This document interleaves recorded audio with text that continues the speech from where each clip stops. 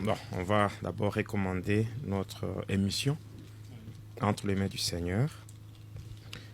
Éternel notre Dieu, au nom de Jésus-Christ, nous te disons merci, nous te sommes infiniment reconnaissants, toi qui as renouvelé reconnaissant. Il est dit à la loi et au témoignage, car si on ne parle pas ainsi, il n'y aura point d'aura pour le peuple. Voilà pourquoi nous sommes ici sur ce plateau, afin de parler à ton peuple au travers du témoignage.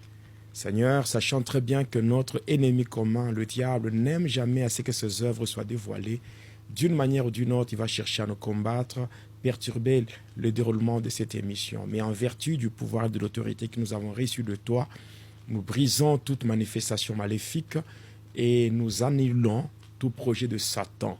Nous nous cachons dans le sang de Jésus et nous demandons, Seigneur, ta présence par le Saint-Esprit afin de nous éclairer et que tout soit fait pour ta gloire. Au nom de Jésus-Christ. Amen. Amen. Alors, nous allons commencer déjà. C'est vraiment, il y a une bonne sauce aujourd'hui, hein, une nourriture qui sera donnée par l'homme de Dieu, le pasteur Jonas, en tout cas des révélations. Ok, nous allons prendre la parole de Dieu pour soutenir le témoignage d'aujourd'hui. Donc, nous sommes dans Genèse. Nous sommes dans Genèse. Genèse chapitre 12. Voilà, Genèse chapitre 12. Genèse chapitre 12 et nous allons prendre le verset 3. Genèse 12, le verset 3. Et nous prenons également Genèse 26, verset 4. Et nous allons prendre aussi Galates 3, verset 16. Et nous allons terminer avec le livre d'Apocalypse. Donc Genèse 12, le verset 3, nous dit ceci. Je bénirai ceux qui te béniront, et je maudirai ceux qui te maudiront. Et toutes les familles de la terre seront bénies en toi. Alors, nous sommes maintenant dans Genèse 26, le verset 4. Il est dit, « Je multiplierai ta postérité comme les étoiles du ciel. Je donnerai à ta postérité toutes ces contrées. Et toutes les nations de la terre seront bénies en ta postérité. » Alors, nous prenons le Nouveau Testament et nous sommes dans l'épître de Paul aux Galates, le chapitre 3 et le verset 16 qui nous dit « Or, les promesses ont été faites à Abraham et à sa postérité. Il n'est pas dit « et aux postérités » comme s'il s'agissait de plusieurs, mais en tant qu'il s'agit d'une seule, à ta postérité, c'est-à-dire à Christ. Alors, nous terminons avec Apocalypse. Apocalypse.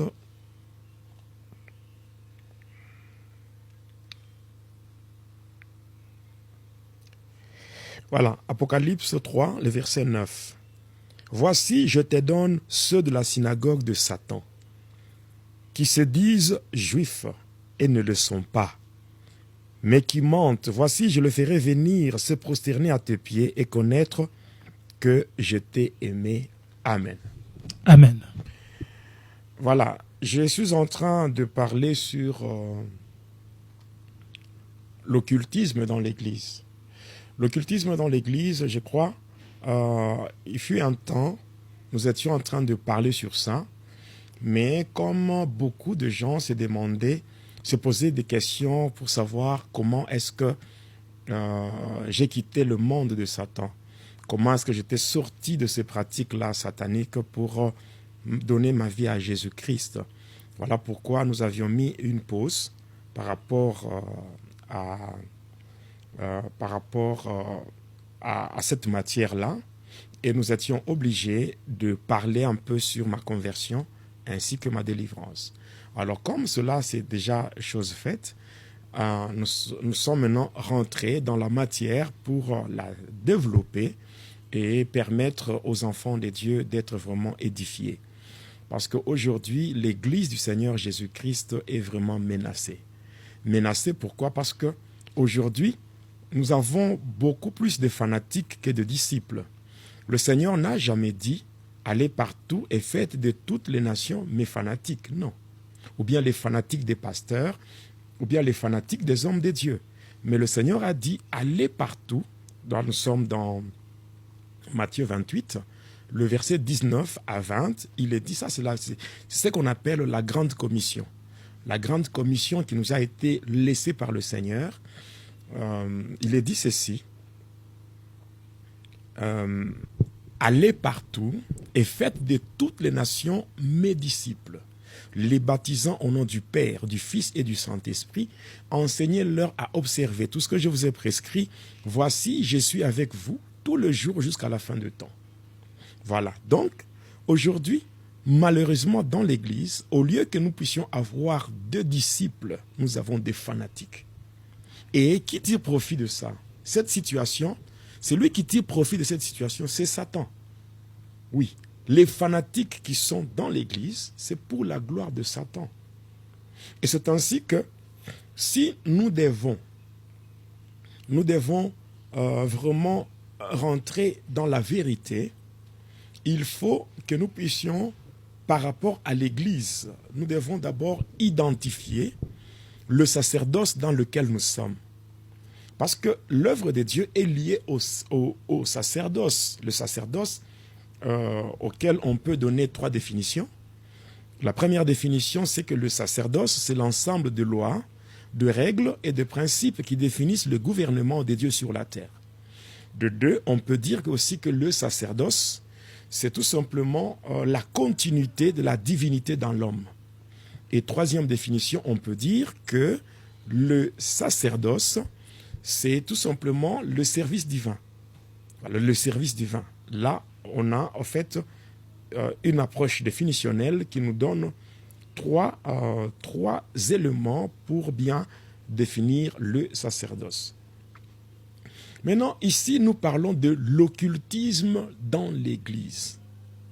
Alors, si nous parlons de l'occultisme dans l'Église, la grande question qu'il faut se poser, c'est de savoir l'Église, en fait, l'Église du Seigneur Jésus-Christ. Cette Église, elle a dit à Pierre, « Tu es Pierre, et sur cette pierre, je bâtirai mon Église. » Alors, cette Église se trouve dans quel sacerdoce? Est-ce que l'Église du Seigneur est dans le sacerdoce lévitique? Est-ce que l'Église du Seigneur est dans le sacerdoce royal?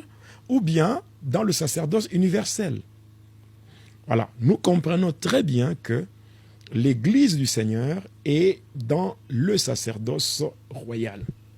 Pourquoi? Parce que, en lisant 1 Pierre, chapitre 2, et le verset 9, la Bible dit, « Vous, au contraire, vous êtes une race élue, une nation sainte, un peuple acquis, un sacerdoce royal, afin que vous annonciez les vertus de celui qui vous a libéré de ténèbres à son admirable lumière. » Voilà.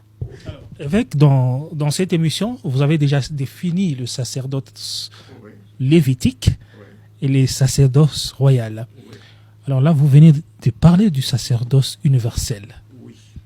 Oui, je vais revenir sur ça, sur le sacerdoce universel.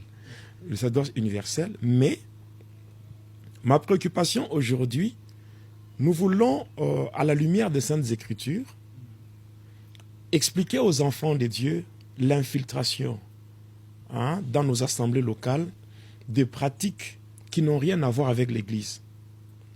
Il y a des pratiques qui sont bibliques, mais qui n'ont rien à voir avec l'Église. Parce que tout ce qui est biblique n'est pas chrétien. Donc tout ce qui est biblique n'est pas chrétien. Il y a certains éléments qui sont bibliques, mais qui ne sont pas chrétiens. Et il faut maintenant, pour identifier les éléments qui marchent de pair avec... Donc là par là, vous voulez dire qu'il y a des choses qu'il faut pas vraiment prendre dans la Bible? Oui, c'est clair. Parce que l'Église du Seigneur n'est pas dans le sacerdoce lévitique. L'Église du Seigneur est dans le sacerdoce royal. Or, quand vous